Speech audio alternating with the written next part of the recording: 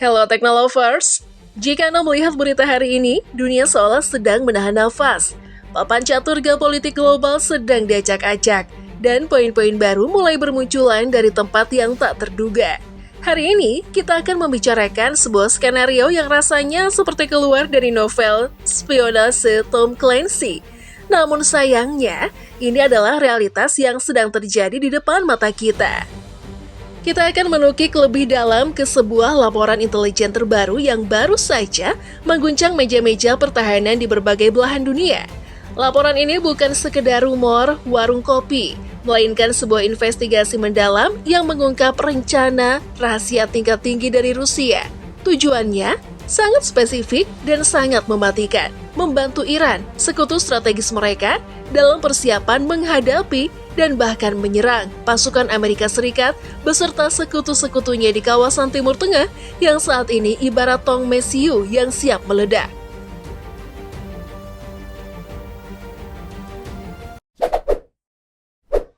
Dokumen rahasia GRU dan bayang-bayang Pulau Karg. Mari kita mulai dari sebuah dokumen rahasia. Majalah kenamaan Inggris, The Economist, baru-baru ini mengutip sebuah bocoran dokumen yang membuat bulu kuduk para analis pertahanan berdiri. Dokumen ini menyebutkan bahwa pemerintah Rusia di Moskow tidak hanya memberikan dukungan moral kepada Iran, tetapi menyiapkan bantuan perangkat keras militer dalam skala yang masif. Kita berbicara tentang rencana pengiriman 5.000 unit ya, 5.000 drone berteknologi serat optik jarak pendek. Bayangkan jumlah itu.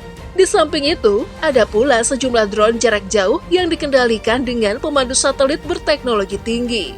Namun, transaksi ini bukan sekedar jual beli senjata konvensional layaknya di pasar gelap. Dokumen itu memaparkan bahwa Moskow melangkah lebih jauh dengan menawarkan program pelatihan komprehensif bagi personel militer Iran. Rusia ingin memastikan bahwa tentara Iran tidak hanya memegang remote control, tetapi benar-benar menguasai dan memahami cara memaksimalkan mesin-mesin pembunuh udara ini. Laporan ini merupakan bukti fisik pertama yang paling kuat bahwa Rusia kemungkinan besar sudah siap untuk membuka keran pasokan senjata inovatif secara besar-besaran kepada Teheran. Jika ini terjadi, potensi kerugian baik dari segi material maupun nyawa di pihak Amerika Serikat dan sekutunya tidak bisa dipandang sebelah mata.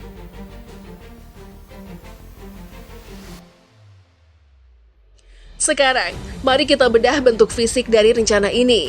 Strategi tersebut tertuang rapi dalam sebuah proposal setebal 10 halaman. Siapa penulisnya?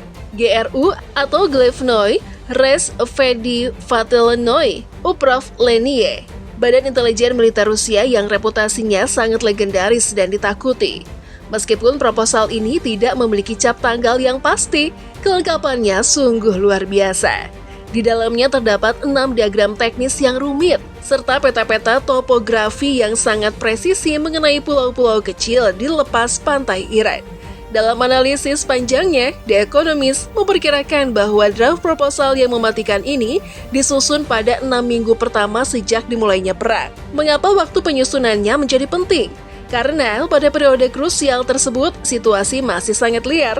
Ada perhitungan dan kekhawatiran besar di Moskow dan Teheran bahwa Presiden Amerika Serikat, Donald Trump, yang dikenal dengan keputusan-keputusannya yang sulit ditebak, bisa saja nekat mengirimkan pasukan daratnya ke Iran. Salah satu skenario terburuk yang diantisipasi dalam dokumen itu adalah invasi untuk merebut Pulau Karg. Bagi yang belum tahu, Pulau Karg bukanlah sekedar pulau biasa.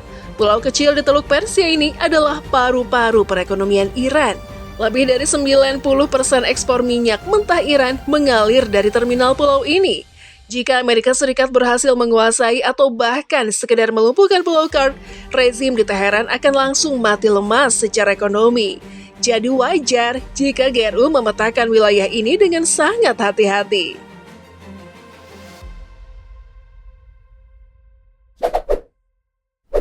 Bagian 2. Analisis pakar dan efek bumerang drone Shahid. Meski laporan ini sangat terperinci, sebagai jurnalis dan analis, kita harus tetap berpijak pada fakta lapangan. Sampai detik saya membacakan naskah ini, belum ada kepastian definitif, sebuah smoking gun, yang memastikan apakah proposal tersebut sudah secara resmi diserah terimakan kepada pemimpin tertinggi Iran, atau apakah drone-drone itu sudah benar-benar dikemas dan diterbangkan ke Teheran. Namun, Christo Grozev, seorang pakar intelijen Rusia terkemuka yang rekam jejaknya dalam membongkar operasi rahasia sudah tak diragukan lagi. Memiliki pandangan yang menarik. Menurut Grozev, isi dokumen tersebut sangat masuk akal dan sejalan dengan berbagai indikasi yang kita lihat di lapangan. Kepingan-kepingan puzzle kerjasama militer antara Moskow dan Teheran belakangan ini semakin rapat. Rencana pengiriman ini konsisten dengan bukti-bukti Iran yang mengisyaratkan bahwa intelijen GRU sedang bekerja lembur, mencari segala cara dan celah agar dukungan Rusia terhadap Iran bisa berlipat ganda dalam menghadapi potensi konflik terbuka melawan raksasa militer seperti AS dan Israel. Mari kita bicara tentang senjata lainnya. Ada sebuah ironi sejarah yang sangat menarik di sini. Hampir sebulan setelah perang pecah pada akhir Maret, Badan Intelijen Barat menyalakan alarm peringatan. Moskow diklaim tengah bersiap merakit dan mengirimkan versi upgrade atau versi terbaru dari drone kamikaze jarak jauh tipe Shahid kembali ke Iran. Kenapa ini menarik? Karena mari kita mundur sejenak ke tahun 2022. Saat itu, Rusia yang sedang kewalahan di garis depan pertahanannya sendiri justru menjadi pembeli. Mereka memborong drone Shahid dari Iran. Namun, Rusia tidak sekedar membeli, mereka membongkar, mempelajari, dan akhirnya pada tahun 2023, Moskow mulai memproduksi drone Shahid versi mereka sendiri di dalam negeri dengan berbagai sentuhan teknologi tambahan. Versi buatan Rusia ini dikabarkan telah disuntikan sistem navigasi yang lebih canggih. Kemampuannya untuk menukik dan menghindari sistem payung pertahanan udara musuh jauh lebih superior. Selain itu, daya angkut beban atau muatan hulu ledaknya juga diperbesar. Walaupun begitu, para pengamat militer sepakat bahwa modifikasi ini belum bisa disebut sebagai revolusi yang mengubah total peta kekuatan tempur, melainkan lebih ke arah penyempurnaan mematikan dari sebuah desain yang sudah teruji.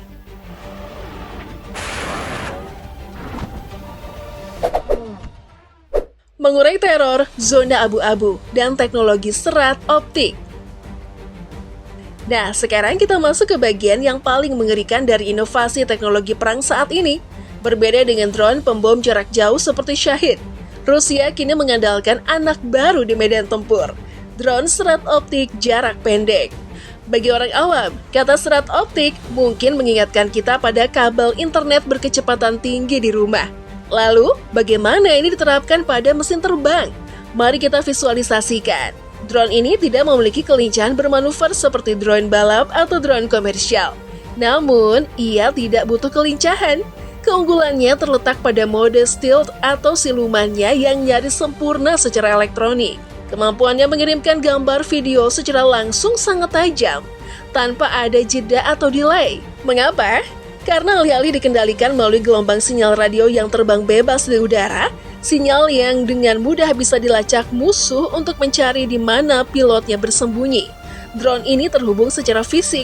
Ya, Anda tidak salah dengar. Drone terbang ini dikontrol langsung oleh operator manusia melalui gulungan kabel tipis berbahan serat optik yang terus terulur ke belakang seiring dengan terbangnya drone tersebut. Apa artinya ini bagi sistem pertahanan musuh? Bencana. Teknologi ini menciptakan sebuah keadaan yang oleh para pakar pertahanan disebut sebagai zona abu-abu. Ini adalah mimpi buruk di mana target, baik itu tank, bunker, maupun pos komando, dapat dihujani serangan terus-menerus, tanpa mereka punya kemampuan untuk mendeteksi dari mana serangan itu datang. Drone ini tidak memancarkan sinyal radio apapun. Ia bisu secara elektronik. Militer musuh yang mengandalkan alat jamming atau pengacak sinyal seharga jutaan dolar akan mendapat alat mereka sama sekali tidak berguna melawan seutas kabel kaca tipis ini. Lebih mencengangkannya lagi, teknologi ini memungkinkan operator untuk melakukan serangan yang sangat presisi dari jarak yang luar biasa jauh untuk ukuran senjata berkabel, yakni lebih dari 40 km. Pilot bisa duduk dengan aman sambil minum kopi di balik perbukitan. Sementara drone-nya terbang mencari target dengan pandangan mata elang. Bukti bahwa teknologi ini sudah turun gelanggang mulai terlihat di Lebanon. Kelompok Hezbollah baru-baru ini dikabarkan mulai menggunakannya untuk menggempur patroli dan pos-pos tentara Israel. Pejabat keamanan Israel bahkan telah mengonfirmasi bahwa Hezbollah mendapatkan mainan mematikan ini dari saluran Korps Garda Revolusi Islam Iran. Pertanyaannya, seperti yang diungkap di Economist, apakah Rusia yang pertama kali memberikan cetak biru teknologi ini kepada Iran? Jawabannya, masih tersimpan rapat di ruang-ruang gelap di Kremlin.